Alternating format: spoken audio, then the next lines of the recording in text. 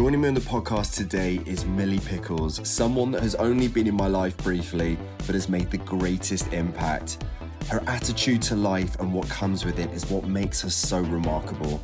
After almost losing her life to a horrific accident and becoming an amputee, her story could have finished there. But her determination has shown it's far from over. In this episode, we discussed that she's defined by her approach to life and not her injuries, the value of her environment and what impact it has on her, and what the future looks like for her with the many ambitions she set herself to achieve. Milly's message is creating a formidable ripple effect across the globe. She gives people hope no matter the circumstances. Where some see limitations, she sees a new opportunity. Milly, the time has cometh. You are here finally in the studio. I know, it's been a few months. It's exciting.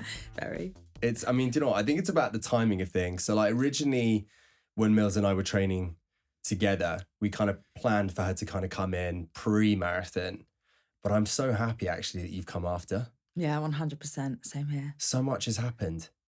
It's actually been a mad journey. It has, which I didn't expect, really, surprisingly. Really? Yeah. For me, when I started with the marathon, I genuinely thought that I would absolutely smash every single training session and that I wouldn't struggle. I think part of me doing hard challenges is because I'm a bit deluded. So I thought I'd be like, yeah, I can do that. That's easy. And I definitely didn't realise what I was in for. So yeah, I didn't expect it to be the journey that it has been. Yeah, but do you know what? I love the saying, be naive enough to start something and stubborn enough to finish it. And that's the qualities you have. That is me to a T. But that's great. Yeah. Because I think that naivety is just, I think there's so much beauty in that, the fact that you are that ambitious, because I think without that, how limiting is life going to be? Yeah. I definitely think, though, that I've always been really ambitious, but obviously nearly dying and losing my leg, it just increased it tenfold. It's just, so for those of you who don't really know Milly, she just will say and comes out with things just so casually like that. That was something in our relationship quite early on that took kind of getting used to, naturally when you have a friend with a prosthetic leg, it's, somewhat to you, it's a bit of like a taboo subject. You don't really want to go into it, but there's me literally on one of our first occasions, you just handing over to me this leg, just me stood there standing with it being like, well, that's one way to break the ice, to be fair. Thing is, though, there's moments where I just go, I'm going to take my leg off. And it's because it's so natural to me. I need to do that. Otherwise, I'm in extreme pain. But other people that don't hear that sentence often, it's like, what on earth? It's just, yeah, it's quite funny. It's entertaining for me to watch. How do you think you make people feel more comfortable about something like that? Or is that just one of those things where you don't even feel the need to do it? I think early on, I knew I needed to accept it myself, because if I didn't, then other people wouldn't accept me. So when I first posted on Instagram a few months after the accident and I lost my leg, I just thought, if I don't share this, people are going to see that there's something missing. So yeah, just addressed the elephant in the room and was like, this is what happened. This is my life, moving on. And I think when you love yourself and you accept yourself, yeah, people can't have much to say about that. So I think it comes from within you and then others will reciprocate that. I mean, I see so much of you, or so much of Tano in you and vice versa. You just your presence, your characteristics, and just your approach to life with the adversity that you faced. I mean, when Tano had his accident, whenever he'd come into a room in a wheelchair, I never, ever saw the wheelchair. Yeah. I just saw him because of his personality. Yeah. He just radiated energy. For him, he wasn't defined by the wheelchair. Yeah. It was his approach and his personality, in all honesty, that was the most important thing.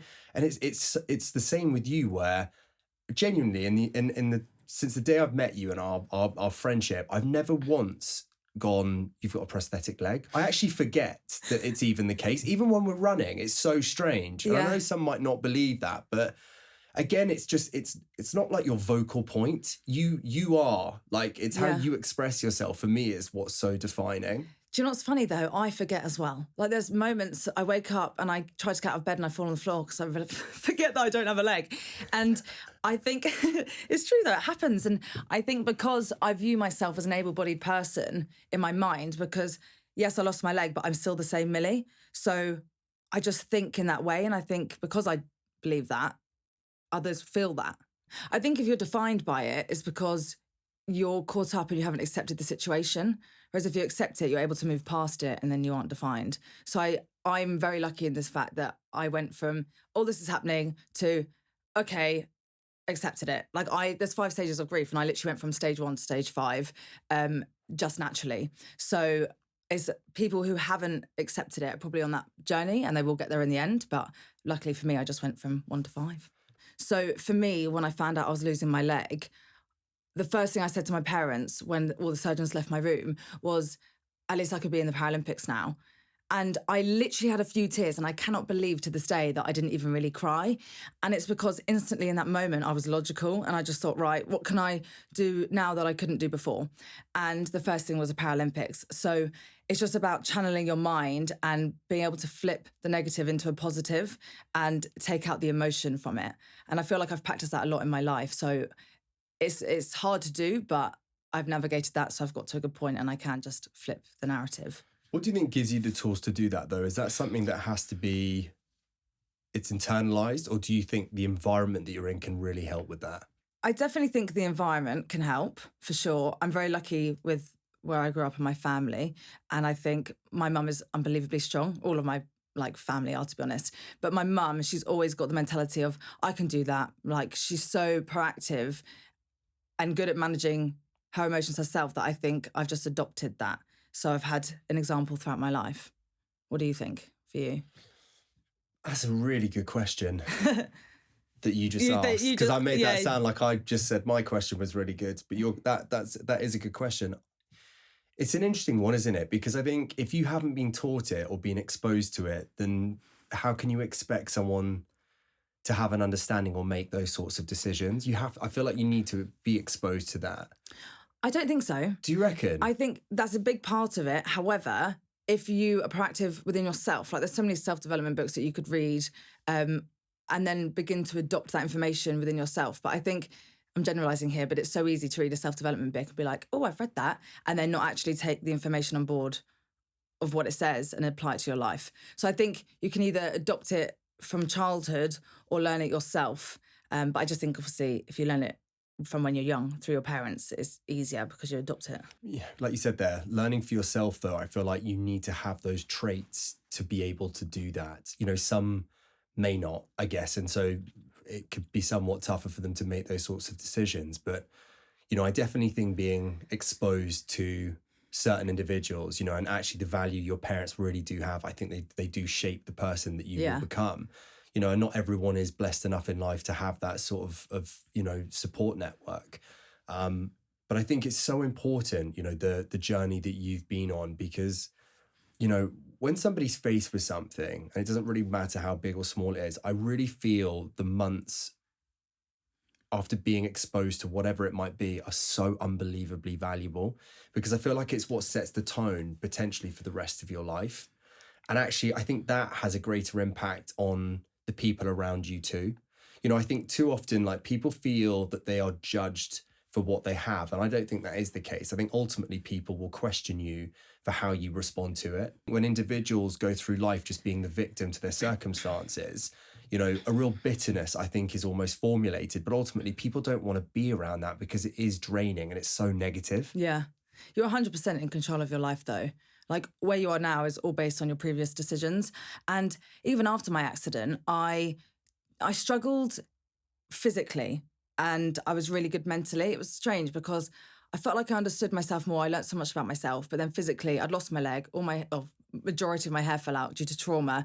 And I gained a lot of weight because I got a binge eating disorder. So I was misaligned and I kept eating and eating and eating. And I was in final year of university and I continued with it, even though I knew it was bad. But in my mind, I just knew that once I finished university, that is the moment. And because I knew that, it was strange. I carried on eating because I knew there was an end point. And then, finished university and I went, okay, I'm going to take control of my life now again. And I'm going to lose this weight. And then it was like I had to sit in my setback for that amount of time to come back. So it's just about knowing when you're going to take control of your life and when you feel ready, essentially. Does it feel surreal to be where you're at right now in life? Or do you feel like with the attitude you've had and how you've approached things, it was inevitable that the successes that you've got right now were going to come? Or is it just, success by success, you're just sort of going, It's success by success. There's no way I could have ever imagined what was going to happen. Because when I had that binge eating disorder and I just thought enough is enough, like I can't do this anymore, I lost the weight and I was eating really well, exercising. Yeah, within 6 months I became a Gymshark athlete. And I thought, what on earth? And I think I accidentally manifested that happening because I studied marketing at uni and I did my whole dissertation on how to improve the Gymshark marketing strategy with influencers. So I'm like, did I manifest that? So I think I've manifested quite a lot of things in my life, but I would never imagine that this would have happened. No way. I feel like when we talk, it feels like you do manifest a lot of these things. Like when you set your sights on something, it seems to materialize. Yeah. I genuinely think the universe and I have a little deal going on because it's crazy the things that happen. Yeah, but I think it's a combination of like hard work, right? Your work ethic is absolutely everything. But also like when you look at the things that you're doing, you will, without even realizing it, expose yourself to so many different individuals. People are always watching, both good and bad. Always. They're always watching, whether you know it or not. Some are more vocal than others. Some would remain, or keep it to themselves and sort of see how your journey unfolds. And that's why I think like persistence with what you are doing is so fundamentally key. Yeah. It might take you years to get to that point. And I think that's the difference, is that too many people give up too soon. I'm a strong believer that if you believe in yourself and you take action, you can achieve. But the issue is, it's hard to believe in yourself to then want to take action. So at the start of my journey, I used to do loads of affirmations and just convince myself that I was the person that I wanted to be. And then I eventually started becoming that person. But with doing all of the challenges and how I want to go on to do more, it's because I feel like if I do these challenges and I achieve something that I never thought was possible, that instills such incredible self-belief within myself. So then I just want to continue on showing myself how strong I am. And then I'll go on to do more and more because I believe. I just think the mindset is bloody powerful. And I think you're testament to that. Yeah, it 100% is so powerful. I just think sometimes it's easier to stay, this isn't how I feel, but from friends that have spoken to me and they're struggling mentally, sometimes it's easier to stay in that because that's what they're used to and that's what they know, and to push past into thinking positively or pushing themselves to do something they've never done. It's scary as hell, so they don't want to do it, but you've just got to help yourself. And if you can genuinely say that you give yourself everything, you work out, you practice mindfulness, journaling, whatever it might be, and you're still really sad, then fair enough. But unless you're doing all of those things. I guess when you made peace with your situation, and you decided, right, this is my reality right now. Was the ambition to be where you're at right now, where, you find yourself on a social platform, you're associated with some of the biggest brands around the world, you're taking part in some of the most incredible experiences, or is that just something that has kind of transitioned? So what happened was, obviously in the moment, I found out I was losing my leg and I just wanted to make myself feel better. And I continued to do that. I thought, oh, okay, I get a blue badge, I get this, I get that. And I'll get a blue badge. Yeah. Parking. Parking was what came to your head. I could park on double yellow lines. It actually did. The first time I saw my friends, I was like, guys, like I can get double yellow. But it was just, I was desperate to find things. And then after that, it was just, I channeled my mind. Like I was having therapy when I was in hospital and outside of hospital, because I didn't want me to be in denial with my emotions and think, okay, I am actually struggling, but I'm not admitting it to myself. So I did that, but simultaneously, I was obviously recovering. I had a lot of surgeries. I had over 25. I was learning Spanish in hospital. I was reading books. But I just wanted to do something beneficial for my happiness to keep me on the straight and narrow. And then when I left hospital, I started learning to DJ. Because I had so much spare time, because I was working at Chelsea Football Club in marketing, but obviously I was off because I had to relearn to walk. This will continue, by the way. It makes me sound like a nutter. But I started learning to DJ, and then I was doing marketing courses as well. And then I got my prosthetic leg, and within 2 months, I returned to Chelsea because I thought this is an incredible placement opportunity. And you were just a shit DJ.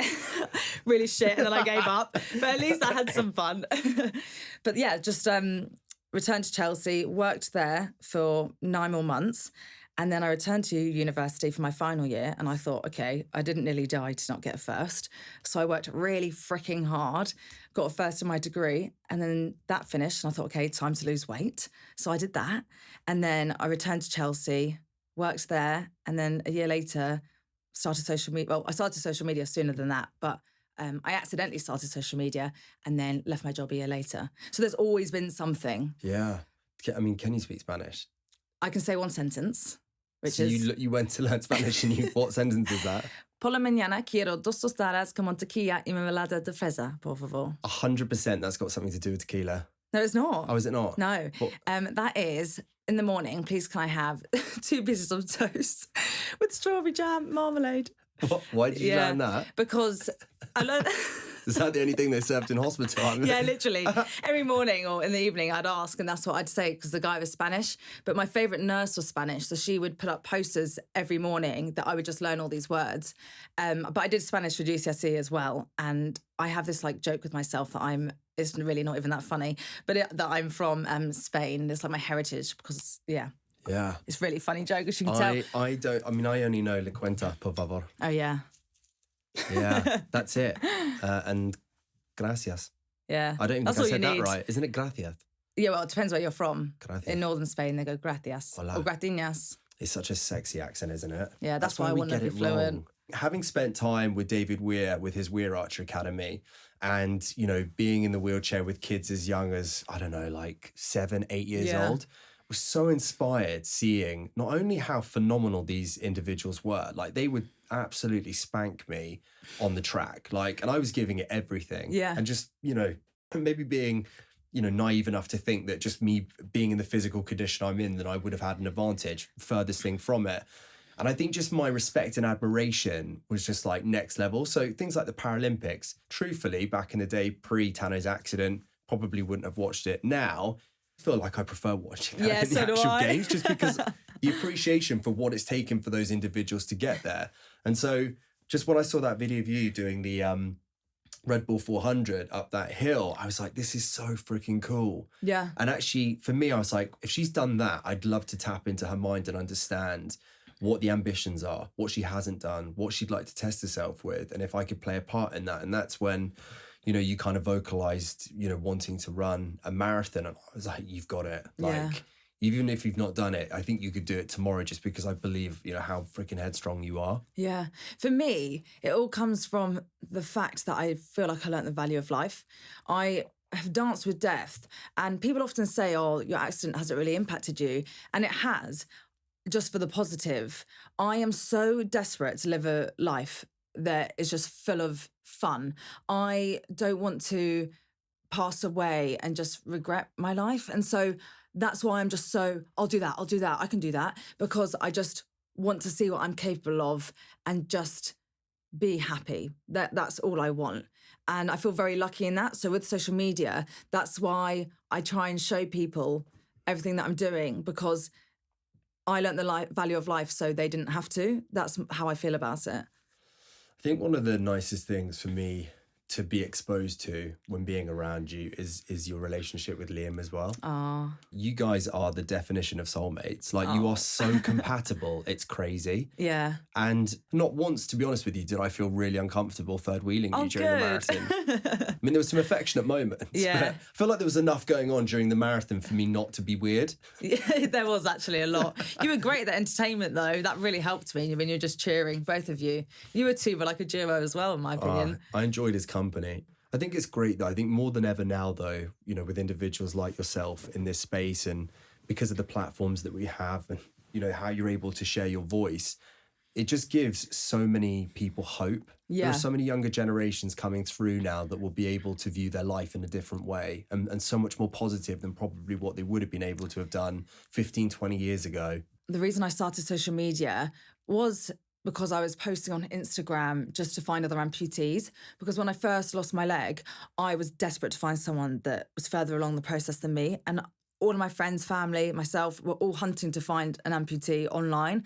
And there was nobody. And I was struggling in the gym after I came out of hospital as well, looking for amputee exercises, nothing. So when I posted on TikTok for the first time and that video just blew up, that's when I realized, oh, I can be the person that I never had for others. And it's incredible now because there are so many amputees that I know. I've built the community for myself. And then obviously there's other communities out there.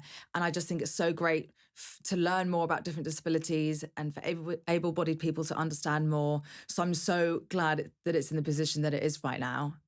I can't speak for you, but me being exposed to it, my view is, I think one of the most defining moments in your life that is going to dictate so much of your future now was the 35K mark during the London Marathon. I feel like people's reaction to you in that London Marathon, I think would have been big anyway, and it was during the marathon, but I just think the admiration people had for you to continue that marathon with the situation you found yourself in by walking it, but just with such positivity, like that was unbelievably special. Thank you. Thing is though, for me, I wanted to continue running, but I knew that was stupid. So it was walk or stop. And I was so near the end. I hardly even gave myself much time to even think, oh, I want to stop. Because if I gave myself that time, I would have just persuaded myself to stop. And so I just thought, okay, walk, change legs, carry on. And then you guys are creating such fun with the crowds. The crowds were incredible anyway. The music and my family, it was just everything that made it enjoyable. That's why I kept on smiling, because I was having the best time ever. And I deal with pain a lot. So that's why I just carried on, because I can deal a little longer. I can, as soon as this marathon's over, I can go in my wheelchair. So it's just about pushing on until you complete it. And I think it's so important to stick to what you say you're going to do, because like I said earlier, it builds that self-belief. And I know that if I didn't do that, I would have been absolutely gutted that I didn't finish it, because I knew I had it mentally. That's why. Even with the plan in place, when you were getting redressed at the end, well, the 35K mark, and there was the discussion of your parents bringing the wheelchair, it never actually happened. And genuinely, I'm so glad it didn't. Yeah. Mainly because I could see you were capable of walking without it. Yeah. But actually, again, I think the impact that you had from doing that, just was testament to your resilience, and the pace that you were going at was just next level. But again, it just felt so weird raving next to you with your blade in my hand, swinging it about. It felt so inappropriate, but appropriate at the same time, it was like, woo! For what we were going through. This week's episode is sponsored by Runner. Runner is a personalized running coaching app helping runners of all abilities train for any goal. From a first 5K to a marathon, even an ultra marathon. When the time is right for you, your plan can be created within a minute and ready to go. With each plan, Runner provides all the help a runner requires, including strength and conditioning, and you can also reach out to the team at any time via the support tab inside the app. For a 2-week free trial on any personalized running plan, use the code PHOENIX. No matter your goal, Runner is there to help you achieve it. See, I forgot about that. I forgot that the wheelchair was potentially coming. I don't even think about that. And I think it's because in that moment, I just knew I was in pain. And once we started walking, I could really feel my foot. And I just thought, oh, I don't even care anymore. Like, I ran the 35 kilometers, and that for me was a marathon. And now it's just about getting to the end. So I decided that I didn't care. But then as I continued on, I realised actually no. And then my mum obviously needed, she was on her way with the wheelchair. Then I felt really bad because I thought, oh, she's made her way here. But I'm actually, really glad that I didn't use it because I'm just unbelievably proud of myself. Yeah. I mean, to give context, guys, essentially from when the accident happened to Milly, 2 of 5 toes. Two, including my big toe. Two of 5 toes on her. See, this is crazy. How mental is this? I couldn't, you even told me what leg's going. I couldn't even tell you. How mad's that? Thing is, though, a lot of people can't. And also my videos, the video flips. So people are like, is it your left or right leg? It's your left leg. Right leg. You're right. You're looking at me now, it's my left, but me looking down is my right. So your right leg's the one missing? Yeah. That is actually ridiculous. How long have we known each other and I don't even know which one of your legs is? That's good, crazy. Though. Yeah. But I mean, so basically, with that, it left some scarring. And that was the issue that you were faced with during the particular marathon, was that obviously, like, the more it was rubbing and exposing, it could have been, that's what we were having to work on. So it had to be redressed throughout the marathon. Yeah. So with that, I had a 12-hour surgery to amputate my leg and then also carry skin and like blood vessels over to my foot to link the blood vessels together, and that I had to wait 72 hours to like work and make sure it happened. If it didn't happen, then that leg was going to be amputated. So where that scar is very important, and so that's why with it breaking down, it was very nerve-wracking because I don't want anything bad happening to that foot. When blood started seeping through your shoe, Oh no. I genuinely, again, forgot about the situation with the scarring in the toes. Yeah. I thought you just had really shit running socks on. And Really? And you had blisters. Yeah. Again. Like, this girl is pathetic. I was just like, these shoes and socks are just not the best combo right now because the blood's coming through. So I was like, I completely forgot. And then obviously when the shoe came off, and that was the third time I think we had to do that. And actually it did get to the point where it was such a good decision for you to redress that. But again, it wasn't a case of people trying to get into your head. It was, people doing their job, the medics just saying, listen, if at any point now you want to stop, what you've done is phenomenal. And it was absolutely the case. But I did take Liam aside and I was just like, would she mind if we carried her? Because I feel like at 35K, we're 7 so away. There, yeah. And it just like, I could just tell that even if you were content with stopping at that point, I knew straight after that marathon, give it an hour or two, you just would have beaten yourself up. We would have had that conversation. Yeah. Do you know what's crazy though? With the 35K, and obviously I pulled over to the side, it wasn't even the fact that I was like, oh my God, like I really need to stop. It was, oh, my foot's bleeding. I can see it seeping through the shoe. I'm not far off the end now. So it would be sensible for me to stop and go check out my foot. Because I know, because of my mind, I would have just continued on till the end and just carried on running, because I just thought, I'm not far away now. And I was so proud of myself as I was running for not walking at all, that I just wanted to do that. But I'm very glad that I was sensible, because even though I like to believe in my mind that I'm able-bodied, I'm definitely not. I mean, the fact that you'd never run further than a half marathon before doing the London Marathon, and we surpassed that and then some, and you're still maintaining that pace. I mean, it's actually crazy. Mentally, there are no limitations to you. Physically, right now, it is just going to be a case of, gauging what is of benefit to you and what could be to your detriment, because, you can just keep going. That's what's crazy. And maybe it's a case of just reassessing now for you what distances are more appropriate, what that looks like. Yeah. So you're far from finishing. This is just the beginning of something so exciting. Thing is, with the marathon, I was so excited because I thought I'd be really tested mentally and I'd have to dig deep. And I was so excited to learn more about myself and figure out what will get me through those dark times.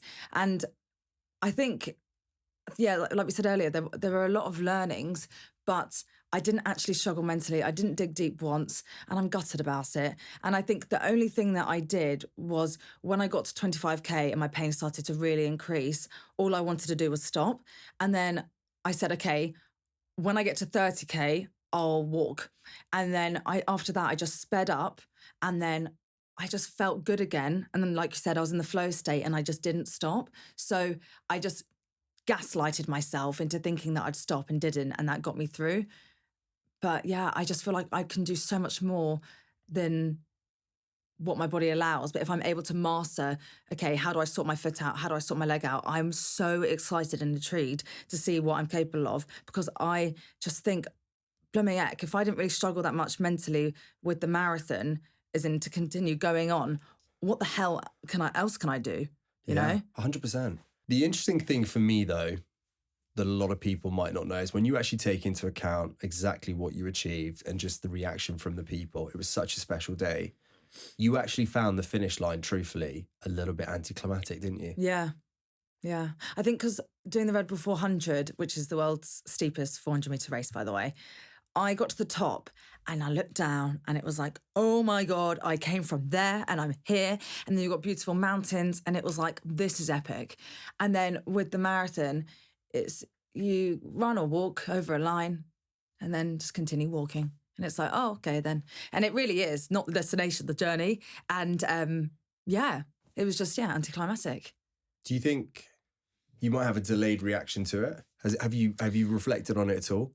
I afterwards definitely didn't feel much. Like, I was so proud of myself for doing the 35K without walking and finishing it, because I didn't know that I could. But yeah, I didn't feel reflective, and I was so desperate to be reflective. And I remember turning around, looking at the final, like for the finish line, just hoping to feel something, and I didn't. But since then, I definitely am very proud of myself.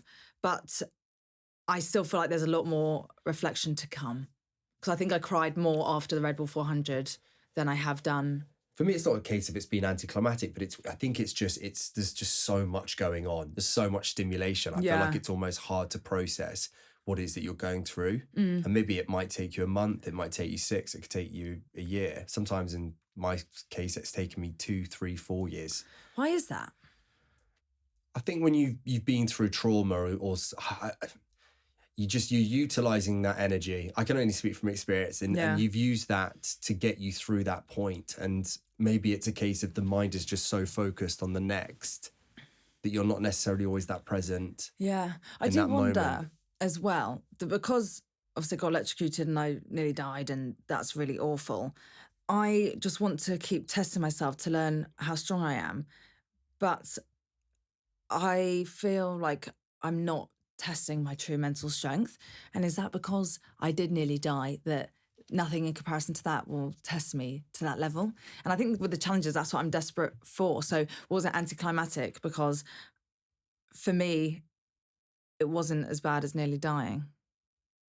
It's strange. Do you know what? I couldn't answer that. No, that's just like a rhetorical question, yeah, really. I've not been, I've not been in that situation.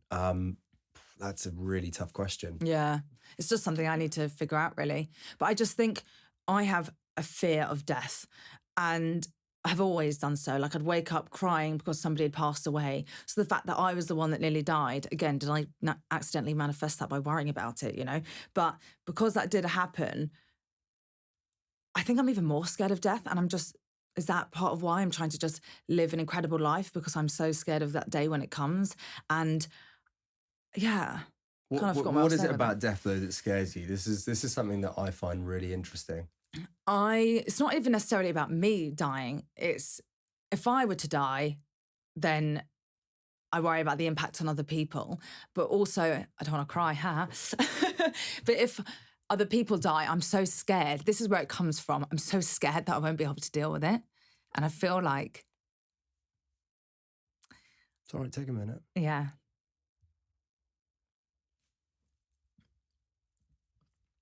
Like, people say you're so resilient, and I think I'm just constantly trying to do challenges to build my resilience, to have the mental strength to know that if something bad were to happen with loved ones passing away, that will be okay. And that's a huge driving factor as well. I think it's about the quality of time that you have with those individuals, and you're not wasting a single second of it. And God forbid anything ever happen to anyone that you care or love for. But unfortunately, at some point, it is going to happen. But if you can reflect on the time that you've had with them and know that you've made the most of it, then there's absolutely no regrets there. Yeah. And I think time is the greatest gift any human on this earth can have. And, I think we are just unfortunately abusing so much of it. And I think your experience, what you went through 7 years ago, has just given you such a great appreciation for the life that you now have.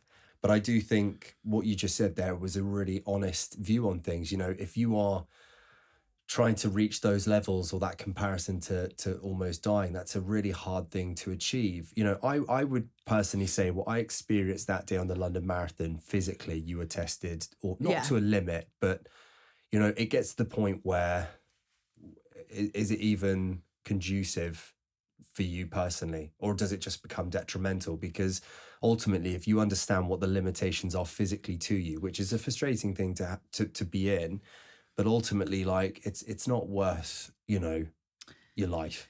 Yeah, I agree. Well, this is a thing with the next challenge. I don't know what that is, but I know I want to test myself mentally, right? So if I'm able to sort out my foot, I'm speaking to my surgeon about it. If I have to have surgery to make, obviously I'll struggle short term, but to have long-term benefit, I will do it. And if it means that, if my foot continues to break down and I can't, then I'll just have to accept that that's not, like, running isn't the thing for me, but maybe lower impact sports like biking, and just adapting to whatever I can do and testing myself in that way. What happens if you do another challenge and you feel the same way, and then you do another challenge and then you feel the same way again? I love that question. I don't know. We'll see when it happens. But no, I don't know. It feels like the question you need to ask yourself is, where am I going to get my fulfillment from?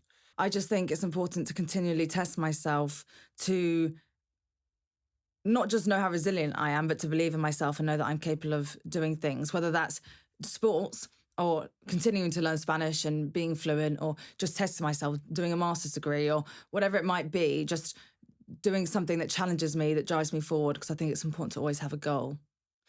But that's where I think the people around you, their voice is so important. I mean, you were wheelchair bound before London Marathon. Yeah. So many people, I think, would have accepted that and potentially even given up taking on the marathon, but you didn't. And I think sometimes when it's you yourself, it's really hard to gauge actually what it is that you are achieving. And that's where I think it's the people around you need to be really vocal to express that, not to fuel your ego, but just to ensure that what you've done there is pretty phenomenal. And, I just think with those challenges, I think it really comes down to like what impact it is that you wish to achieve. Is there a certain individual or a community that you really want to help? Because sometimes if personally you don't necessarily feel like you've achieved that goal, but the community or the person that you were wanting to help has been affected by what you have done, then there's something to take from that. Yeah. My whole thing is I just want people to give something a go, have fun, and do something they never thought that they could. Because life is short. Why are you convincing yourself that you can't do something or that you're bad at something? Just give it a go and have fun, because that is life. So people have messaged me and said that they've now started running and they've downloaded Runner or whatever. And so for me, I'm happy that I've achieved that, because I just want people to live life. And I find that sometimes with friends, I just want to shake them, and I just want to be like, look, this is life. And sometimes I go a bit preachy, and I really don't mean to. It's just that I'm so passionate that I just want people to live to their true highest potential and just go after it, because the only thing disabling them is their mind, unless you're physically disabled. But even then, like, I'm disabled and I'm still pushing. So just apply yourself. What, do you think that's what it is? I was going to say to you, like, what do you think, both personally and to the broader public, is the biggest limiting factor? Do you think it is just solely the mind? Yeah, obviously being physically disabled has a huge impact, but I do think there's always ways to adapt. It's just about whether you want to try or not. So I do believe that people's mindset is the biggest thing that disables them, whether you're technically disabled or not.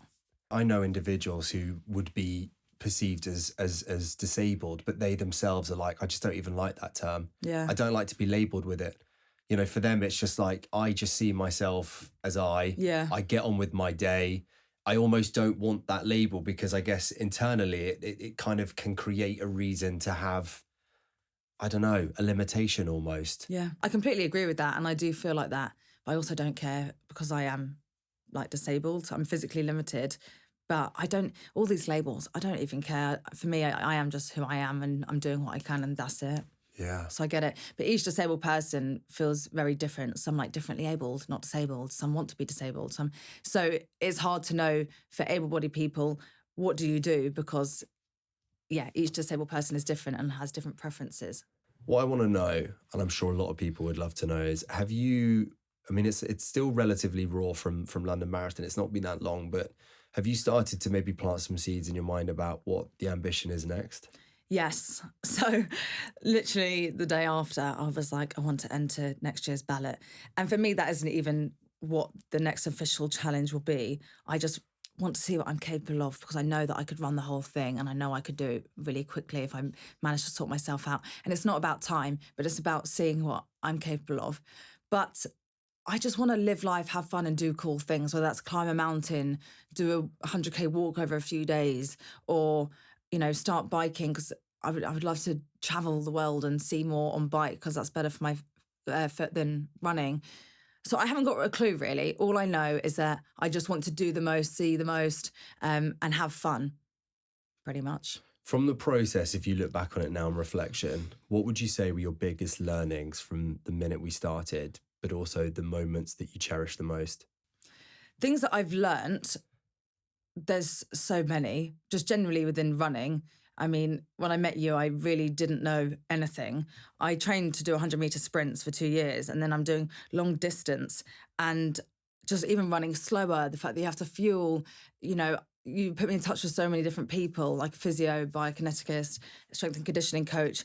And I learned throughout that process that I've been walking wrong for the past 7 years, and that my muscles, like there's an imbalance. And I didn't know this because obviously the NHS didn't tell me. So not only do I have to relearn to walk, I have to learn to run in a certain way.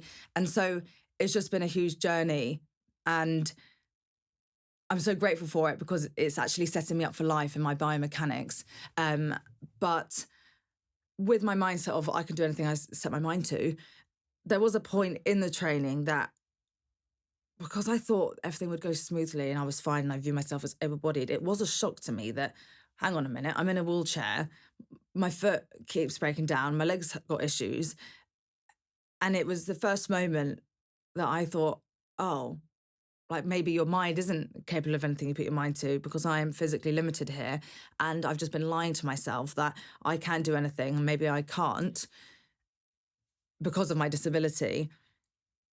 And so that's when I thought, okay, I've done what I can and I'll do what I can on marathon day, but I've accepted the fact that I might not finish. So then for me to go on and actually do the marathon, it's kind of like snapped me out of it and thought, Milly, what were you being silly about? Of course you could finish it. You can't do anything you set your mind to. So I guess even I sometimes can waver off that thought. But I proved to myself that, hang on, no, my mind is strong and I do believe in myself. So it's just constantly about doing things to help me believe in myself.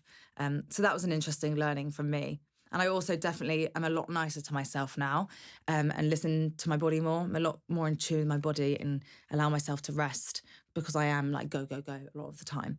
So I definitely think it's developed and changed me as a person, for sure.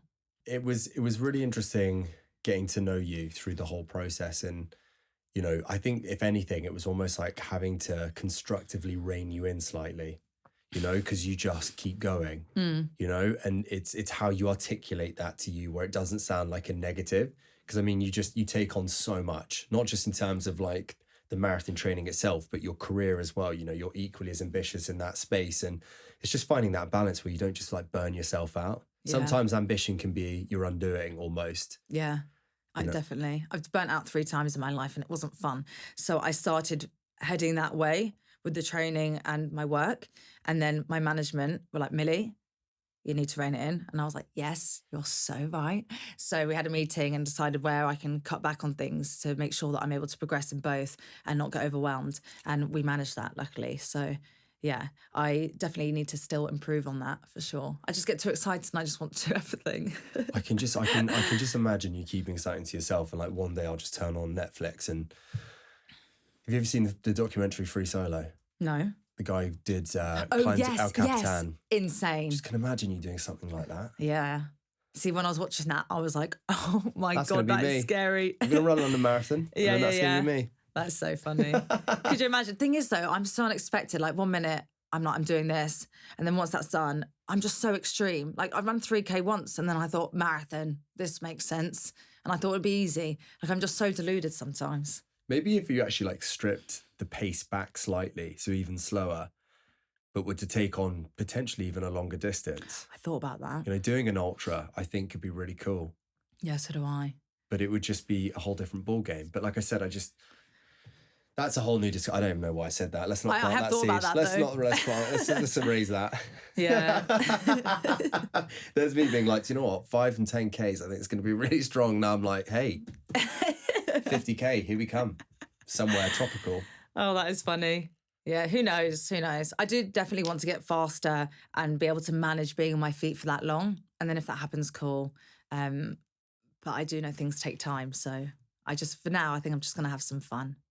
I'm so happy I managed to get you on. And I like I said, I just think it was so much better to get you on after the marathon. So much went down since then. And just so many people are going to be really invested in you and are invested in you. And I'm sure they will have absolutely loved this conversation as much as I have. I bloody hope you have as well, to be honest. I have. And I hope they have. And I'm glad you have. Well, we don't know yet because the conversation's not out, but we'll find out quite soon. What? Well, if they've enjoyed it or not, because you'll either get messages or you won't. Yeah. Please DM me and let me know.